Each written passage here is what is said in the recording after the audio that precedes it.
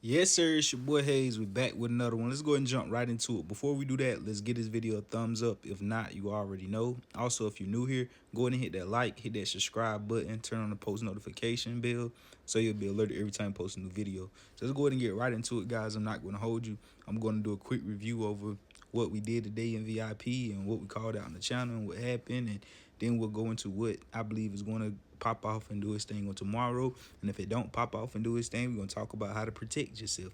That's the main thing. Don't really focus on making the money, more so focus on protecting yourself from losing money. If you focus more on protecting yourself from losing money, it's inevitable for you to make money. So if I got 10 trades I did in a week, and each one of those trades I was more focused on my loss and not losing money, on 6 of those trades I lost $20, $30, $20, $30, $20, $30. 6 trades I lost $200-300, but the 4 plays I got right by focusing on not losing money, those 4 trades I made $500, $300, $1,000, $2,000. The wins is bigger than the losses. Focus on not losing money and you'll make money. So let's go ahead and get right into it. So as you know, your boy called out this monster today, Meta. I told you guys this was the play today. This was popping off today, up $16 at its peak. Sheesh. Told you guys everything to look for. Told you with Tesla doing what it did. I told you it was only a matter of time before this bad boy took the hell off. And this is your play for tomorrow as well. You see how it went to 773 today, but it sold off. It went sold off a bit. Came back down here trying to find support around 765-ish, 764. So right there is going to be an ideal level. So that's a good buy zone, 764-ish, 765-ish. If it dropped below 763, I would exit, let it fall, let it do its thing, you know what I'm saying, before deciding to get back in after, all the fizzle get out the way. But going to tomorrow, towards the end of this week, I do believe Meta will be over $800. That's as long as the market stay bullish, of course. If the market tank $10, $5 in a day to 2% overall market, of course this ain't gonna stay up. You get what I'm saying? Next baby was Tesla. I've been calling out Tesla. Tesla been going stupid. What I said last night, I wouldn't be surprised this bad boy go to 420 and it actually went even higher to 430 as long as the market stay up. And it's not done. It's just getting started. Elon Musk just disclosed that he bought $1 billion worth of Tesla stock today. Also with Meta, paying attention to it because it is our play going to tomorrow. I'm gonna be watching Meta, Tesla, and I'm about to give you the last one. Snap and Meta fall as Trump hints at a TikTok deal.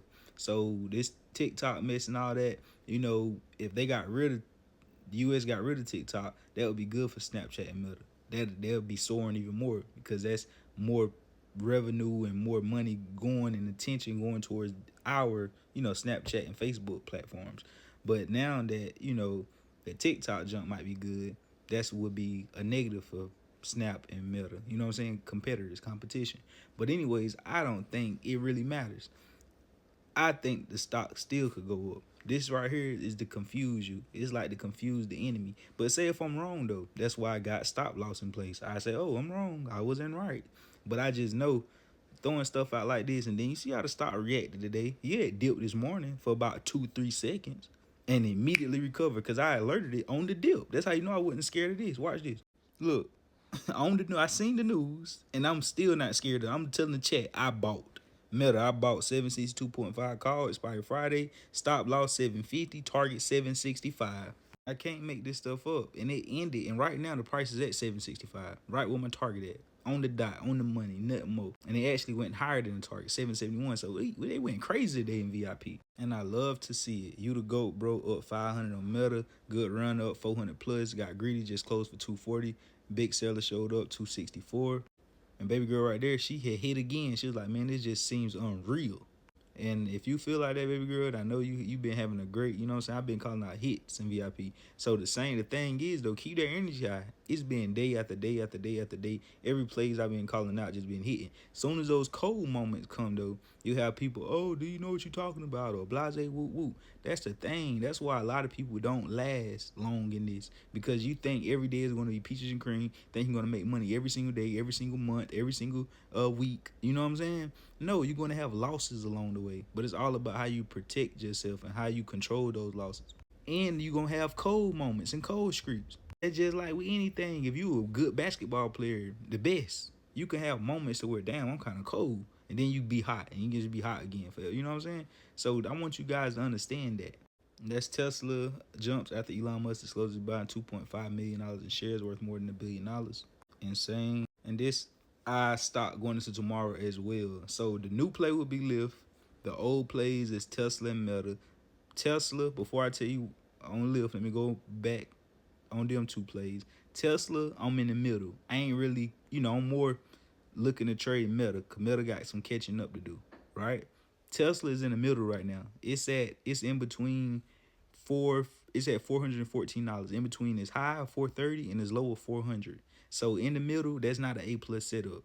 It's not, you know what I'm saying? If it was at 400, I'd be buying calls to go back and test 430. If it was at 430, I'd be buying puts to go test 400. At the middle, it's not a good enough risk reward ratio for me to be getting involved right just yet. So it got to make its move to the downside, upside before I get into it. I want you guys to understand this mindset, understand what I'm saying right now, because this is going to help you out going into the future. Don't buy stocks when they're in the middle. You can if you if you don't really care about, I want a crazy risk reward setup.